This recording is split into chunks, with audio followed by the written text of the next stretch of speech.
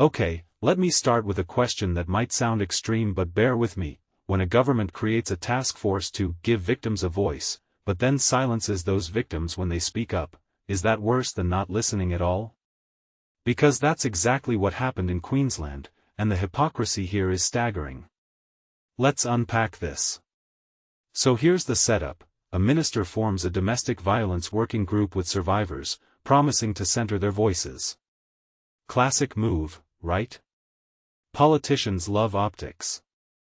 But what happened next wasn't just a failure, it was a masterclass in how institutions gaslight victims while claiming to empower them. And honestly, the tactics they used? They're not just bureaucratic failures. They're straight out of the How to Suppress Dissent playbook. Let me break down the most jaw-dropping part. Survivors were told they couldn't even call the minister's office anymore. Imagine being shut out for trying to hold them accountable. One woman, Cindy, was explicitly promised a private meeting by the minister herself, only to get ghosted and then threatened with a communication protocol that would hang up on her calls. From my perspective, this isn't just rude. It's symbolic violence. They're weaponizing bureaucracy to punish victims for daring to expect follow-through. And don't get me started on those confidentiality agreements. The government claims they're just about handling sensitive info, but survivors say they felt coerced into signing. Here's the twist: when you make survivors sign NDAs before they can advise you, you're not seeking truth, you're buying silence. What many people don't realize is that these agreements create a catch-22. Victims are excluded from public debates about their own trauma because they've been legally muzzled. It's like paying someone to testify and then charging them for speaking. Now, the buried report. Survivors drafted recommendations about police failures, and the government shoved it in a drawer. Why?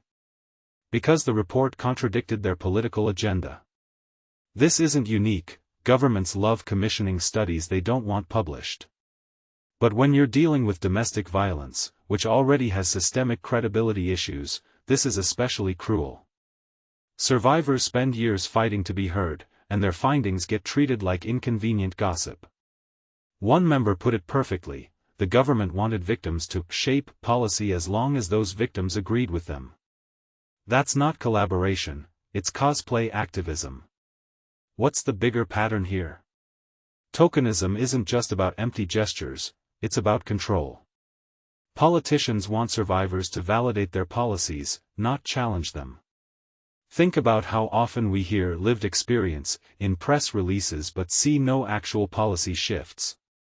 This isn't a Queensland problem, it's a systemic rot. Governments worldwide use trauma testimonials as emotional props while resisting real change.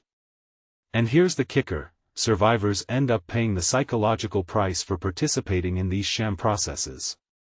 They're re-traumatized, dismissed, and then blamed for not being respectful when they push back. So where's the line between consultation and exploitation?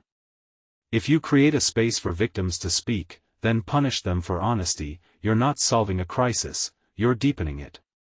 And let's not pretend this is accidental. The communication protocols, the buried reports, the broken meetings, these are deliberate choices. They didn't just fail to listen. They weaponized the very system they claimed to reform. This raises a deeper question: when institutions co-opt victim voices for PR, who's really being served? Because it's certainly not the victims. What's your take? Do you think governments can ever truly center victims without exploiting them? Or is this cycle of false empowerment doomed to repeat? Let me know in the comments. I want to hear how you see this playing out globally.